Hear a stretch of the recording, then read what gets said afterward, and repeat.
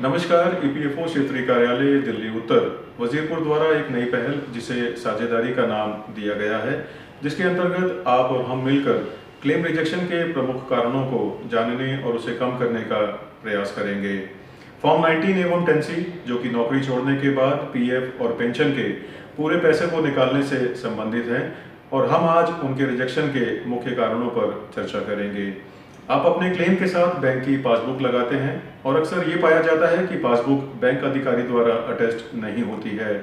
अधिकतर क्लेम का रिजेक्शन इसी कारण से होता है। कुछ मेंबर अपने क्लेम के साथ चेक लगाते हैं और उस चेक पर आपका नाम नहीं होता है। बैंक ब्रांच चेंज करने के बाद बैंक का IFSC कोड KYC में अपडेट ना करवाना भी एक वजह है जिससे क्लेम रिजेक्ट हो जाता है।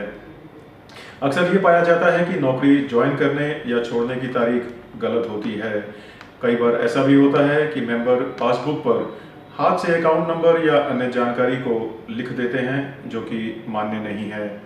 आपके पिताजी का नाम EPFO रिकॉर्ड से ना मिलना भी एक वजह है जिससे क्लेम को रिजेक्ट कर दिया जाता है।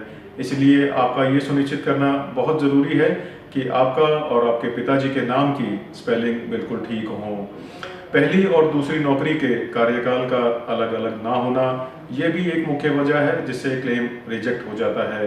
अगर आप नई कंपनी में 20 तारीख को ज्वाइन करते हैं और अपनी पुरानी कंपनी को छोड़ने की तारीख आपकी 25 है तो क्लेम को रिजेक्ट कर दिया जाता है। कुछ सदस्य अपने पीएफ और पेंशन का पैसा निकालने के बावजूद दोबारा अप्लाई कर देते हैं और क्लेम को रिजेक्ट कर दिया जाता है। 58 साल की उम्र पूरी होने के बाद भी आपकी तनख्वाह से पेंशन का पैसा आपके पीएफ अकाउंट में आपके एम्प्लॉयर द्वारा जमा करवा दिया जाता है और बाद में आपको परेशानी का सामना करना पड़ता है।